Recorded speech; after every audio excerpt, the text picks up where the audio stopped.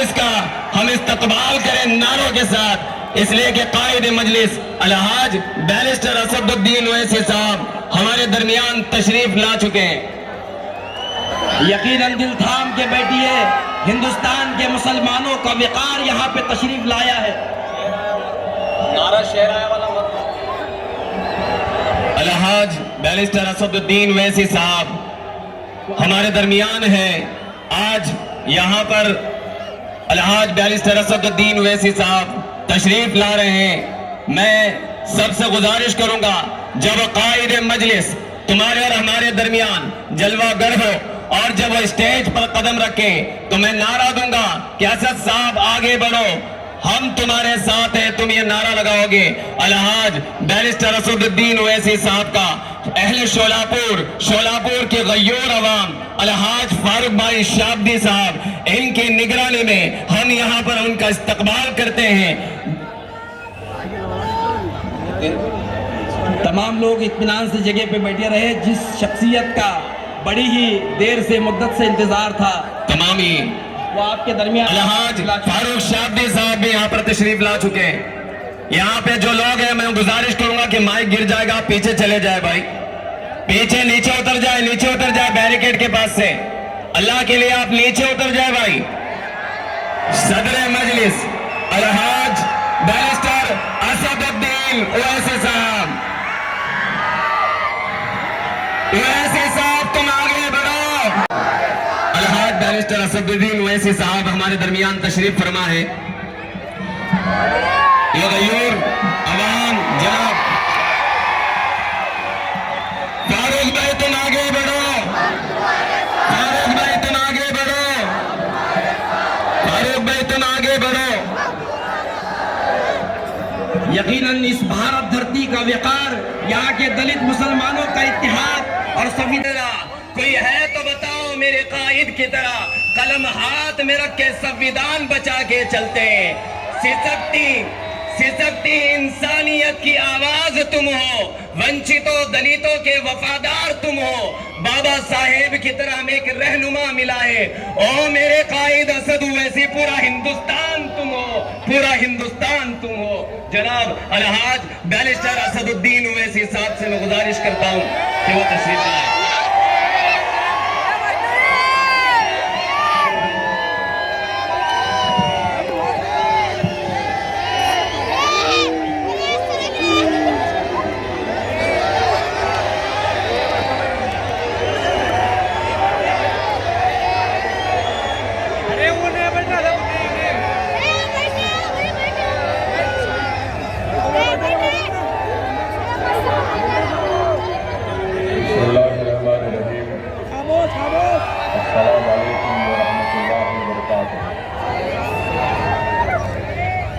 मोअज़्ज़िज़ हाज़रीन इकराम, बुज़ुर्गाने कौम और मिल्लत, मेरी इज़्ज़तदार माँ और बहनों, गय्यूर नौजवान साथियों, मेरे तमाम मजलिसी रुफ़ा, शहनशीन व तशरीफ़ फरमा मोहतरम जनाब फजलुर रहमान शाब्दी साहब, हाजी मकबूल शाब्दी साहब, अज़हर मिनकरी साहब, मोहतरमा वहीदा आपा रुकने बल्दिया, जनाब नसीम खलीफा साहब, गाजी जागीरदार साहब और मेरठ से जो मजलिस इत्तेहादुल मुस्लिमीन के उम्मीदवार हैं डॉक्टर महेश कुमार कामले साहब, और अभी कांग्रेस पार्टी से जो उनके सीनियर कायद मजलिस में शामिल हुए हैं जनाब शौकत पठान साहब, मैं इनका खैर मुक़द्दम करता हूँ, और जनाब गुजर साहब, अनवर सादात साहब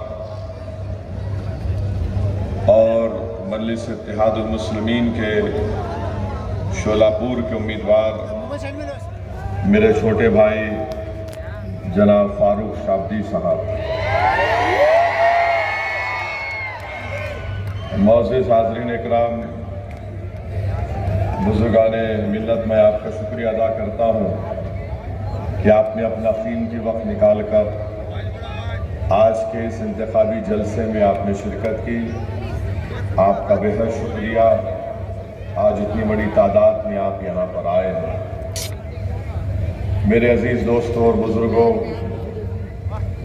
मैं आपको ये बताना चाहता हूँ और आपको इस बात की गारंटी देता हूँ कि 20 तारीख के दिन इस विधानसभा की पूरी जनता जनाब फारूक साहब को अपना नया आमदार बनाएगी।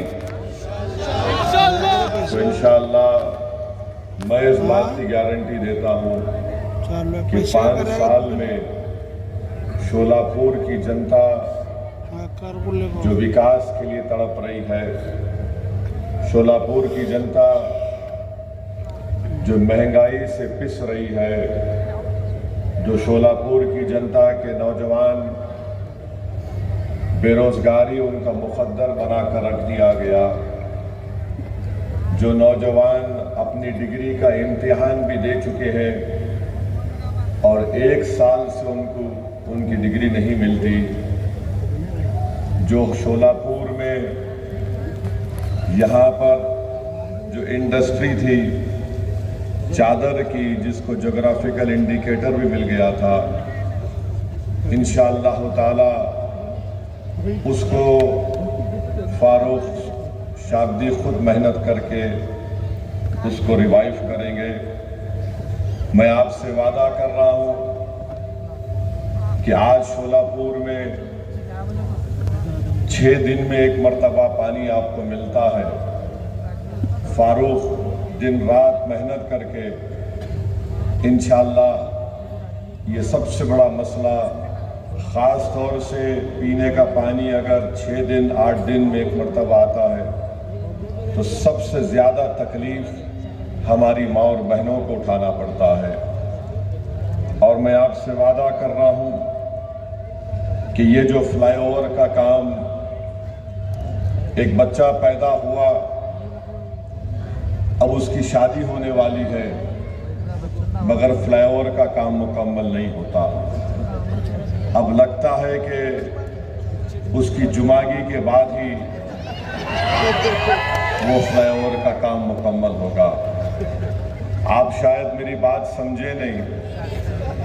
20 तारीख के दिन फारूक शाब्दी की शादी आप करेंगे, उनके वालिद बैठे हुए, उन्हें गलत नहीं समझना, आमदार बनाने का मामला है। उनके फारूक को घर भी जाना है वापस,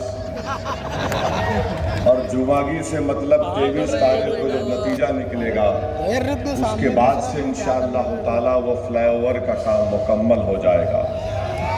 क्योंकि हम जानते हैं कि शोलापुर में ये 2 देशमुखों में जो डिशुम होने की वजह से फ्लाईओवर का काम मुकम्मल नहीं होगा। आप ये भी जानते हैं कि 10 साल पहले 2014 में नवंबर में, ये 2014 में नरेंद्र मोदी यहाँ पर आए थे और शोलापुर की जनता से वादा किया था कि मैं शोलापुर में भारत की आर्मी के कपड़े यहाँ पर सिलाऊंगा। मोदी जी, शोलापुर की जनता ये जानना चाहती है कि आपको प्रधानमंत्री बन के 10 साल हो गए, आप बताइए कि क्या आपने शोलापुर के अंदर इंडियन आर्मी के कपड़ों की सिलवाई का काम अब तक क्यों शुरू नहीं किया? चंद दिन पहले मोदी आए थे तो ये शोलापुर के ये तकालीफ का जिक्र नहीं किए। स्मार्ट सिटी एक करप्शन का अड्डा बन चुका है। शहर शोलापुर का शहर स्मार्ट सिटी के नाम पर यहाँ की आवाम तकलीफ उठा रही है। मैं आपको गारंटी दे रहा हूँ कि इंशाअल्लाह ताला आप फारूक को यहाँ से अपना नया आमदार बनाइए। ये तकालीफ को फारूक शाब्दी दूर करेगा। स्मार्ट सिटी का काम कराने के लिए आमदार को भी स्मार्ट होना पड़ता है, और जितने भी आमदार थे वो स्मार्ट थे, मगर अपनी जेब के मामले में स्मार्ट थे। फारूक शाब्दी इंशाअल्लाह ताला जो ऐलान किया है कि वो अपनी जो उनको आमदार की तनख्वाह मिलेगी इंशाअल्लाह वो उसको नहीं लेंगे, वो गरीबों में या गरीबों के कास के लिए उसको दे देंगे। उन्होंने ख़वातीन की मजबूती के लिए, उनके एम्पावरमेंट के लिए उन्होंने 4 वादे किए हैं। मुझे यकीन है कि इंशाअल्लाह ताला वो उस वादे को पूरा करेंगे। उन्होंने वादा किया कि शोलापुर में हमारी कई ऐसी गरीब माँ और बहनें हैं जो बीड़ी बनाती हैं। मेरे भाई जिनको अल्लाह ने दौलत दी है, कभी तुम उस गरीब माँ के घर को जाओ और उस माँ से कहो कि तुम्हारे हाथ की उंगलियां मुझे दिखाओ। बीड़ी बनाते बनाते उनकी ये उंगलियों की, इनका जो चमड़ी होती है वो निकल जाती है, इनके उंगलियां सफेद पड़ जाते हैं, स्किन की बीमारी उनको शुरू हो जाती है। मैं आपसे वादा कर रहा हूं, गारंटी दे रहा हूं, इन गरीब माओं के लिए जिनकी उंगलियों पर बीड़ी बना बना कर निशान पड़ चुके हैं, फारूक शाब्दी इंशाअल्लाह ताला उन माओं की उन उंगलियों की लाज रखेगा और उनके लिए विधानसभा और हुकूमत से लड़ेगा और टकराएगा उनसे। मेरे अजीज दोस्तों और बुजुर्गों, फिर हम ये भी मानते हैं कि बेरोजगारी यहाँ के नौजवानों का एक बहुत बड़ा मसला बन चुका है। आप देखिए कि एक शिवसेना से 2 शिवसेना हो गए, दोनों को नौकरी मिल गई। एक शरद पवार, एक एनसीपी से 2 एनसीपी हो गए। चिचा का परिवार भी नौकरी पे, भतीजे का भी परिवार नौकरी पे। अब एक कांग्रेस बूढ़ी है, अभी वहां पर भी लगे हुए हैं काम पे। इन 5 बीजेपी है, इन तमाम पार्टियों में ही पूरी नौकरी तकसीम होकर रह गई, मगर शोलापुर की जनता खाली आस लेकर बैठी हुई है कि मेरे मुकद्दर में नौकरी कब आएगी। मैं आपसे वादा कर रहा हूं, फारूक शाब्दी उन नौजवानों की तरक्की के लिए, उन नौजवानों को जो रोजगार के लिए आज तड़प रहे हैं, इंशाअल्लाह फारूक उन नौजवानों के ख्वाबों को पूरा करने की कोशिश करेगा। आईटी पार्क का संगे बुनियाद फाउंडेशन स्टोन शरद पवार साहब डाल के चले गए, खाली लगा हुआ है, कुछ काम नहीं हुआ आईटी पार्क के ऊपर।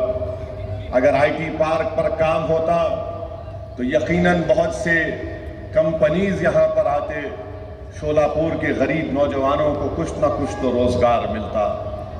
तो ये शोलापुर के बहुत से मसाइल हैं और इंशाअल्लाह ताला मुझे यकीन है कि फारूक शाब्दी इन तमाम तकालीफ को आपके दूर फरमाएंगे। पानी का मसला बहुत बड़ा है, बहुत बड़ा पीने के पानी का मसला है। यहाँ पर बीजेपी, नगर पालिका में बीजेपी के पास सत्ता है। अब पिछले 2.5 साल से तो इनकी यूटी की सरकार है, 10 साल से मोदी प्रधानमंत्री है। आप बताइए, अगर वो चाहते तो यहां पर पानी का मसला हल कर सकते थे, मगर नहीं किए। मोदी आए थे शोलापुर को, ना आर्मी के यूनिफॉर्म की स्टिचिंग की बात किए, ना ये पीने के पानी के मसले को हल करने की बात किए। मैं शोलापुर की जनता से और ख़ास तौर से इस विधानसभा के सेंट्रल के तमाम वोटर से और ख़ास तौर से हमारी माँ और बहनों से अपील कर रहा हूँ, एक बार आप 20 तारीख को बीजेपी को पानी पिला दीजिए, फारूक आपको हफ्ते में 4 दिन पानी पिलाएगा इंशाअल्लाह। एक बार 20 तारीख के दिन बीजेपी को पानी पिला दो आप। माने पानी पिलाने का मतलब सियासी पानी पिलाना, कहीं जाके बोलेंगे लो पियो। वोट फारूक के हक में डालिए, उनको मालूम हो जाएगा कि गरीबों को और माँ और बहनों को तकलीफ देने का क्या है। दूसरी बात यह है कि यहां यूटी वाले बोल रहे हैं कि हम लाडली बहना में 1500 रुपए दिए, बोल रहे ना, बोल रहे। अब अगाड़ी वाले बोल रहे हम भी ऐसा कर देंगे कुछ। अब आप सुनिए, 1500 अगर किसी के अकाउंट में आ गए, हमारी माँ और बहनें बैठी हुई है, मेरी बात से मुत्तफिक होंगी कि आज जवार जो है, जो 2014 में 30 रुपए था, वो आज 50 रुपए में मिलता है।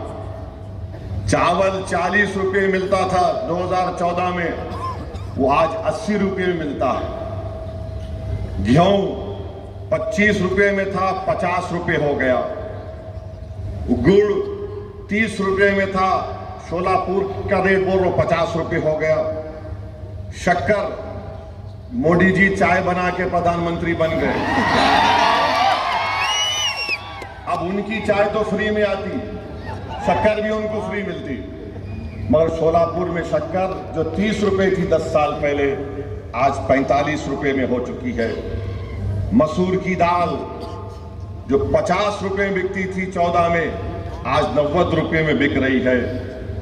लाल मिर्ची 100 रुपए में बिकती थी, आज 200 रुपए में बिक रही है। इमली 100 रुपए में कीमत थी 10 साल पहले, आज 500 रुपए में है। बैगन जो 5 रुपए में था 10 साल पहले, आज 25 रुपए हो चुका। हरी मिर्ची 20 रुपए में थी, आज 40 रुपए हो चुकी है। प्याज 20 रुपए थी, आज 50 रुपए में हो चुकी है। आलू 10 रुपए था, आज 50 रुपए हो चुका है। फिर आप आ जाइए पेट्रोल 2014 में जब मोदी प्रधानमंत्री बने 72 रुपीस में था, आज 104 में हो गया। डीजल 55 रुपए में था 10 साल पहले, आज 90 रुपए में हो चुका। एलपीजी का गैस का सिलेंडर 400 रुपए में था, अब वो कभी 1100 होता तो कभी 85-90 के दरमियान में मिलता है। मीठा तेल 70 रुपए में था, आज 150 रुपए में बिक रहा है।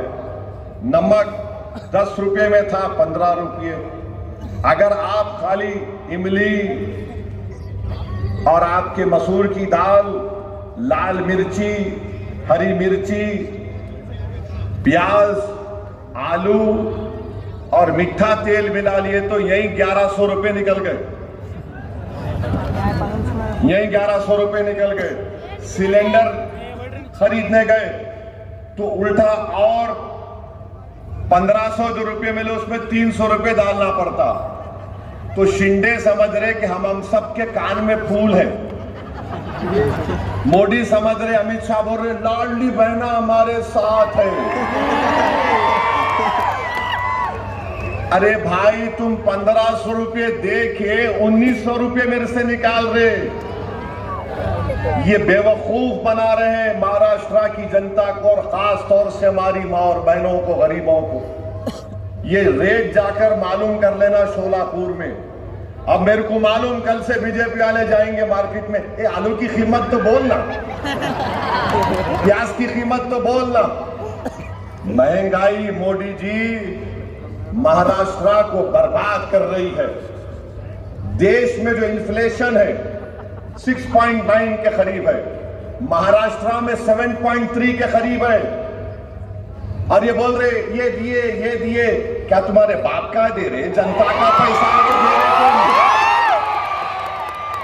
मगर तुम कैसा दे रहे, एक हाथ से 1500 डाल रहे और दूसरे हाथ से 1900 रुपए निकाल ले रहे। अब आप बताइए आपको क्या करना है 20 तारीख के दिन, आप क्या करेंगे बताइए। आप क्या करेंगे? क्या आप हिंदू मुसलमान की लड़ाई को देखेंगे या महंगाई को देखेंगे? किसको देखेंगे आप? आप महंगाई को देखेंगे? महंगाई आपको बर्बाद कर रही है तो हाथ उठाइए।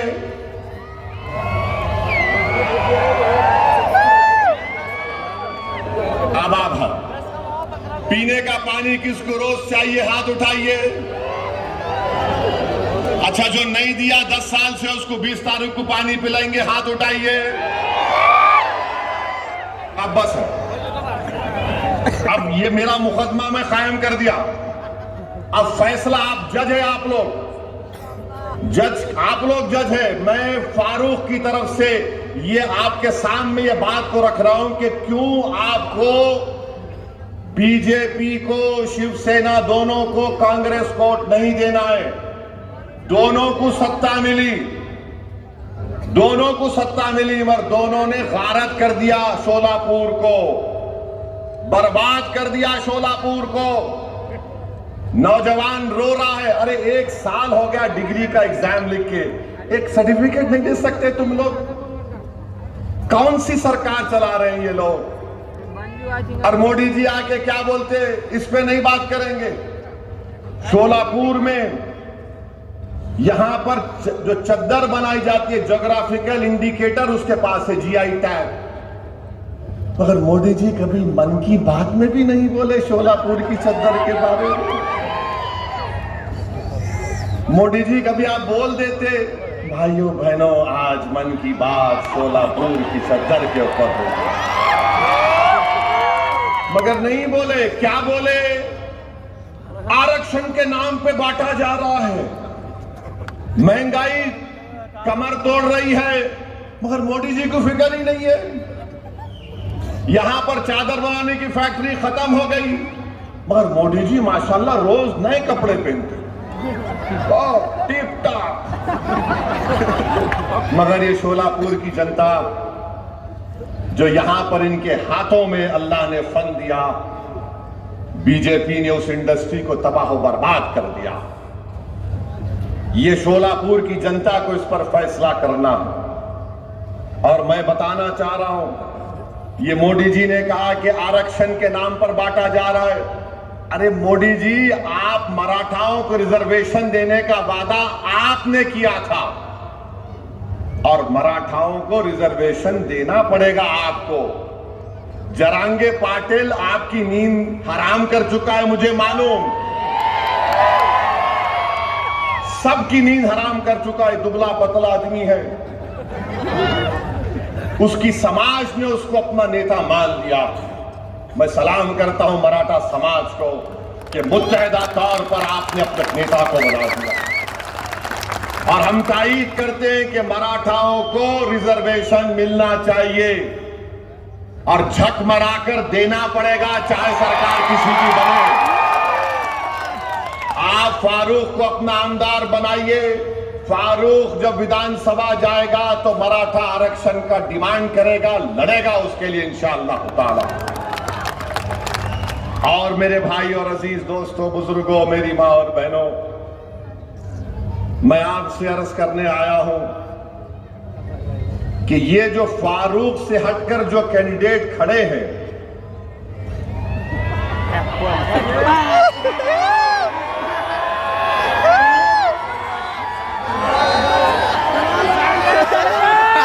समझ गए? माशाअल्लाह, पूरा समझ गए, पूरा समझ गए। अब समझाने की जरूरत ही नहीं है। तो खाली 20 तारीख को फारूक, ये तो बहुत तेज हो गए बाबा, माशाअल्लाह। अच्छा, मैं खाली बोल देता हूं जो मैं बोलना चाह रहा था। जो खड़े हुए हैं, मैं उनसे अपील कर रहा हूं, भाई आप स्पीड ब्रेकर मत बनो। जिस तरह आज हमारे पास शौकत पठान आ गया, तुम भी आ गए। हमारा दिल खुला है, हमारा दिल बहुत बड़ा है। हम तुमको अपने गले से लगाने को तैयार है। सब पूरे पुरानी चीजें भूल जाएंगे। आ जाओ, देखो ये शोलापुर की जनता, ये शोलापुर के नौजवान, ये हमारी माँ और बहनें फैसला कर चुकी है कि अब के बार फारूक की बारी है। तो मैं इनसे अपील कर रहा हूं, आप भी आ जाओ। क्यों दूर दूर रहते, करीब आ जाओ। दिल में अगर मोहब्बत है आ जाओ। नहीं, हमारे को असद साहब से मोहब्बत है, उनसे हमारे को नहीं बनता। अरे मेरे भाई, तुम जब मुझसे मोहब्बत करते हो, मैं भी तुमसे मोहब्बत करता हूं। और इसमें कोई अनानियत नहीं है। ये इज्तिमाइयत को सामने रखकर फैसला करने की जरूरत है आज। अगर आज फारूक जीतेगा तो क्या खाली मुसलमानों का फायदा होगा? क्या खाली हमारे पद्मशाली भाई बहनों का फायदा होगा? अगर फारूक जीतेगा तो क्या हमारे मराठा भाइयों का फायदा नहीं होगा? हमारे पद्मशाली मां और बहनों का फायदा नहीं होगा? क्या हमारे दलित भाई और बहनों का फायदा नहीं होगा? पूरे विधानसभा के तमाम जनता का फायदा होने वाला है। तो आ जाओ, सब मिलके गुलदस्ता बनाओ ताकि शोलापुर की आवाम मिलकर 20 तारीख के दिन शोलापुर के एक अच्छे मुस्तकबिल के लिए, यहां की तकालीफ को दूर करने के लिए मैं सबसे अपील कर रहा हूं कि आप आगे बढ़िए और फारूक शादी के हक में 20 तारीख के दिन अपना एक वोट इस्तेमाल करिए पतंग के निशान पर। मशीन में क्या नंबर है?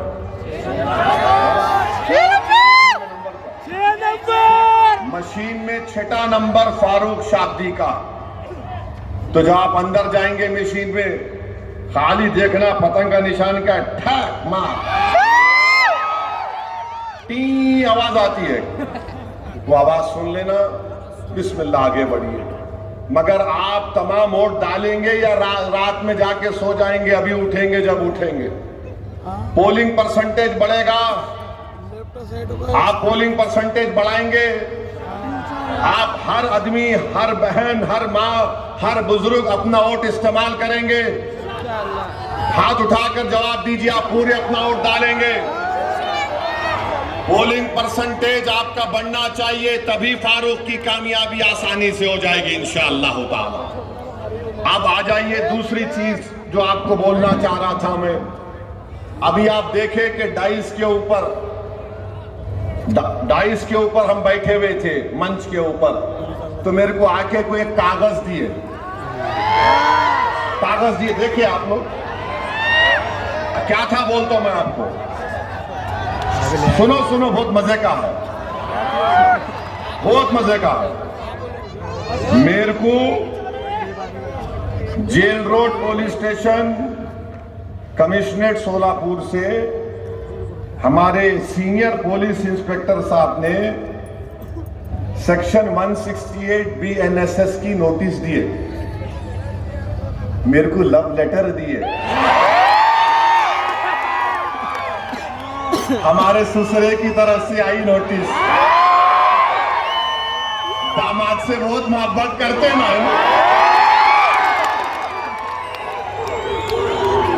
और हम इनके भाईजान हैं। ससुरे भी उन्होंने हैं, हम उनके भाईजान भी। I love you. अच्छा, यहाँ इसमें क्या लिखे?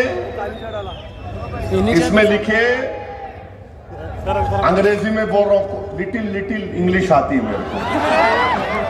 उन्होंने लिखे, please take care not to do any act, comment और statement that may hurt the sentiments of other religious people and persons, and also do not violate the model code of conduct implemented in connection with the General Assembly elections 2024.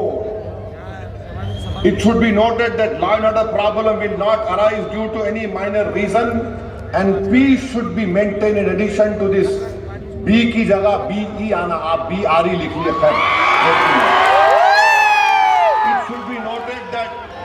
Legal की spelling भी गलत है, LEGAL, LEAGAL लिखी। I am only correcting you. Legal action taken against you in accordance with the prevailing law if public peace is disturbed and law and order।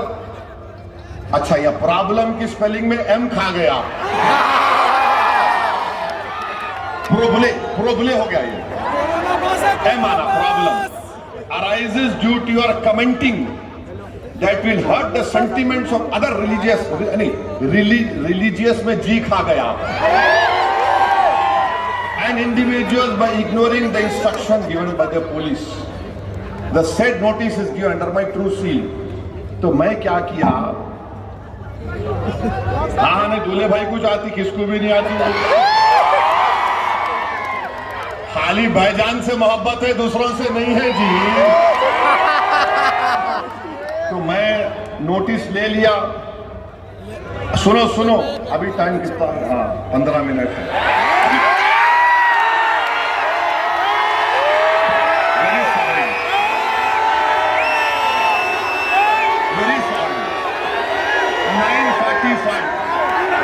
देखो 9:45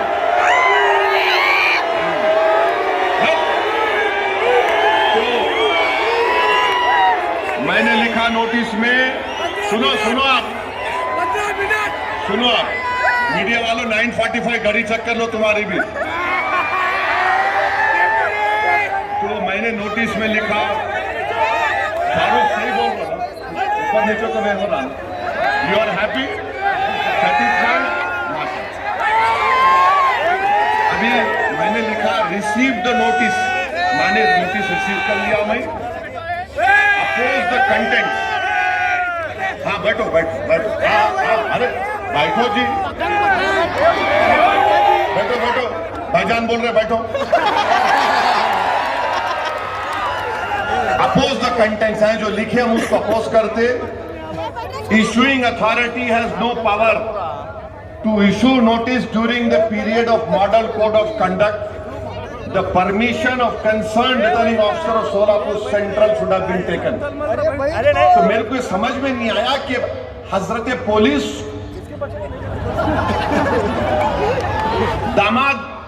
दामाद को lighter van में दिल पे न खोलो, कोई भी गुर्दे पे लेके रिटर्निंग ऑफिसर परमिशन दिए नहीं मानो, क्योंकि मॉडल कोड ऑफ कंडक्ट जब इंप्लीमेंट होता तो returning officer controls the police, returning officer police को कंट्रोल करता। खैर मेरे को लाके दे दिए, I love them also, no problem. अब आप सुनो यहां पर हम क्या लिखे, हम ये अंग्रेजी में पढ़ रहे फिर तर्जुमा करते। I have address more than 15 election meetings इस जनरल इलेक्शन में and abided by the MCC। माने मैंने इस इलेक्शन में 15 इलेक्शन इंतखाबी जलसों से खिताब किया और MCC को अबाइड किया। फिर मैंने लिखा, it is surprising that the notice has not been issued to the prime minister Narendra Modi को नोटिस नहीं दिए, ओवैसी को दिए। 3 दिन पहले मोदी आए थे, मोदी को देना था ना, नहीं देना था, उनको नहीं दिए, ओवैसी को दिए, क्योंकि मैं सन इन लॉ हूं, क्या हूं नहीं मालूम। इन लाइटर में डोंट टेक इट सीरियसली।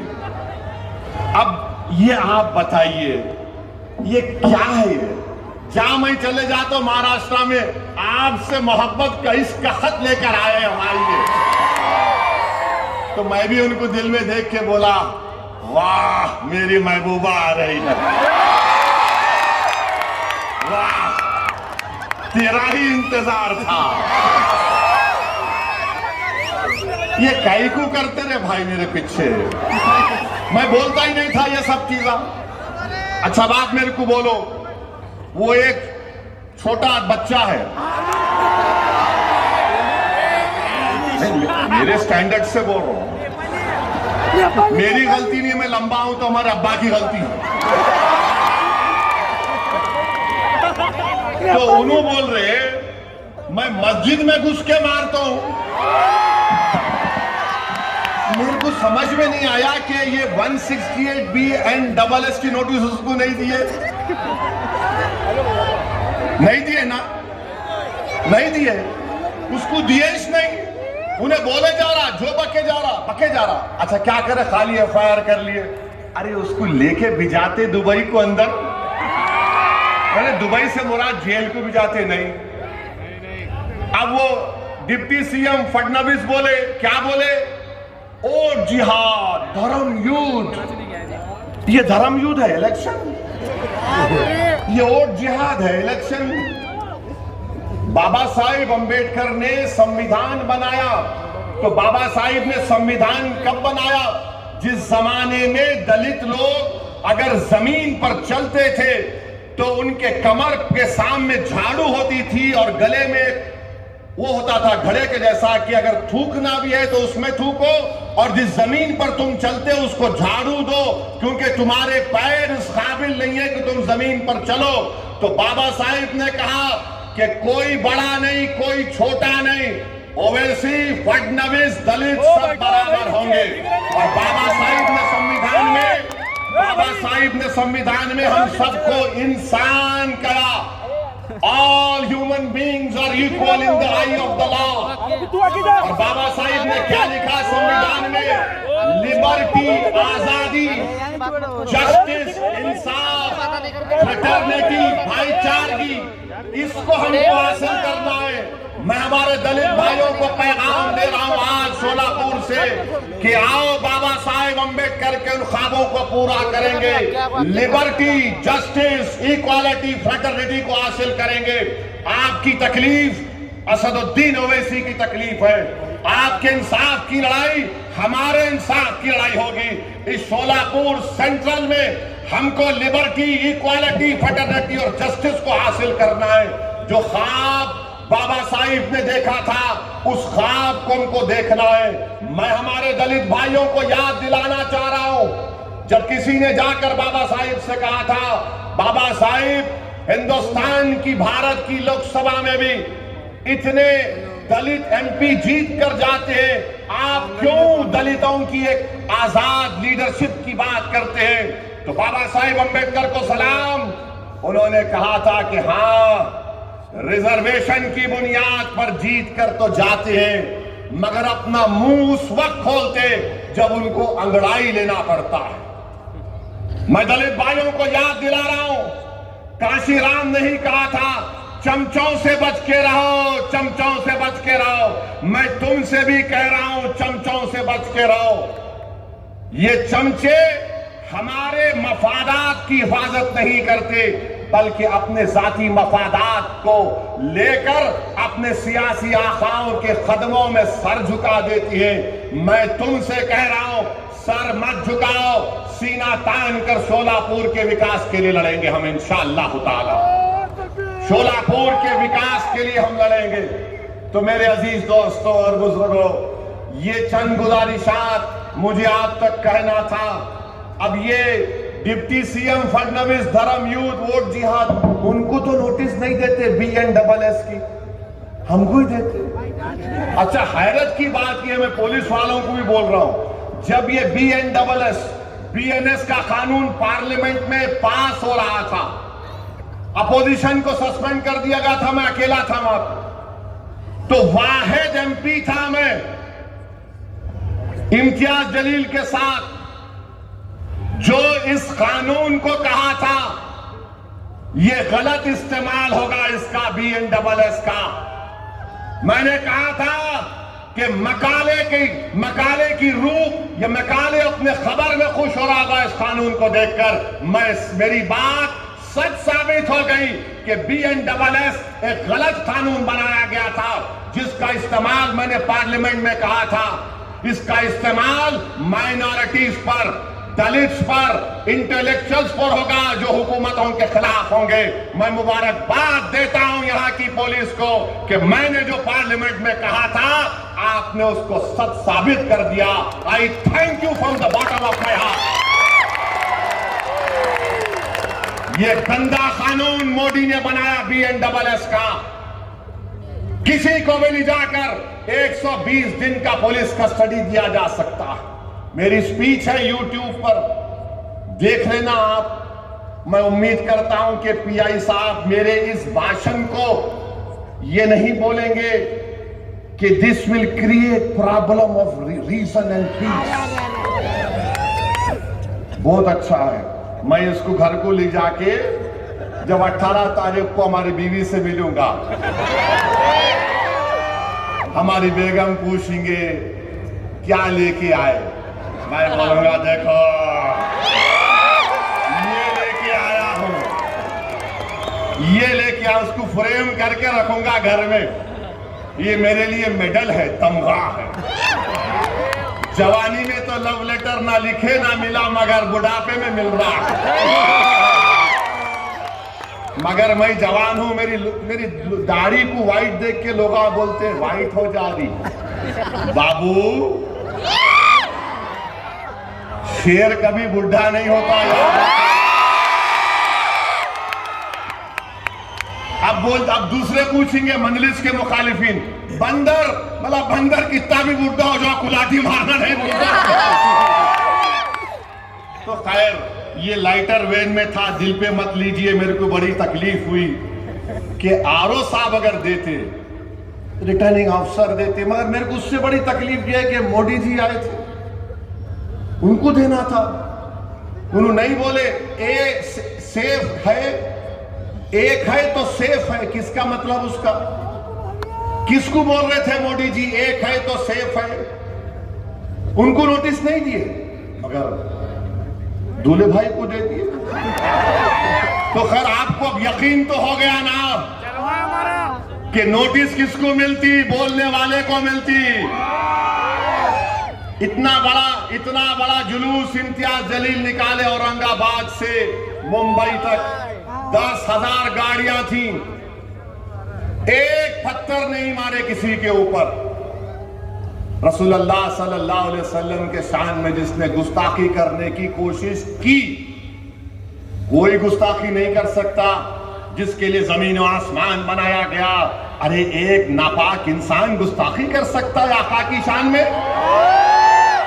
अगर कोई आसमान की तरफ देखकर थूकेगा तो थूक उसके मुंह पे गिरता आके। मगर कोई गड़बड़ नहीं हुई। मगर एक बात मालूम हुई, इम्तियाज जलील ने एमपी का इलेक्शन सब में मिलकर हरा दिया उसको, मगर इम्तियाज जलील ने अपनी गुलामी का सबूत दिया और बताया कि मैं आका के गुलामों का गुलाम हूं। मैं शुक्रगुजार हूं फारूक शाब्दी के वालिद का कि उन्होंने ऐसे होनहार और एक गयूर बेटे को पैदा किया, तरबियत दी। यहां पर फारूक शाब्दी ने हर मसले के ऊपर एहतजाज किया, आपने उसका साथ दिया, मैं आपका शुक्रगुजार हूं। कोई भी मसला निकले, फारूक शाब्दी आगे आया। कोविड का मसला था, फारूक शाब्दी आगे बढ़कर गरीबों की मदद किया, मजहब को नहीं देखा। पढ़ाने का स्कॉलरशिप का मसला आया, फारूक शाब्दी ने ये नहीं देखा कि कौन किस समुदाय का है। फारूक शाब्दी ने कहा ये शोलापुर का है, इसका मुस्तकबिल अच्छा होना चाहिए। मैं शोलापुर की जनता से अपील कर रहा हूं, क्या आप 20 तारीख के दिन अपना एक वोट फारूक को देंगे पतंग के निशान पर? आवाज जरा दम अंदर से निकालो जी। नहीं, मोदी जहां कहीं भी उनको आवाज आना।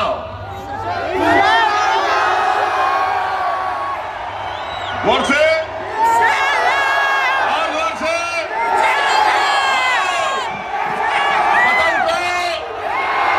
पतंग को। अब और अभी 2 मिनट बाकी है, देखो फिर बोल रहा हूं। महंगाई के खिलाफ वोट देंगे आप लोग? महंगाई के खिलाफ वोट देंगे आप लोग? महंगाई के खिलाफ आप किसको वोट देंगे? फारूक को देंगे या बीजेपी को वोट देंगे? महंगाई के जिम्मेदार मोदी है नहीं है बताओ? महंगाई के जिम्मेदार शिंदे और फडणवीस है नहीं बताओ? है तो फिर क्या करेंगे? आप अपने वोट का सौदा तो नहीं करेंगे तो 20 तारीख के दिन क्या नजर आएगा शोलापुर के फिजाओं में? शोलापुर के घरों के ऊपर क्या नजर आएगा? पतंग नजर आएगी ना? तो अपना एक्शन क्या होगा उस दिन? ये बहुत बहुत शुक्रिया। अस्सलाम वालेकुम। 1 मिनट पहले खत्म कर दिया सर, गलती तो नहीं किया ना? Thank you.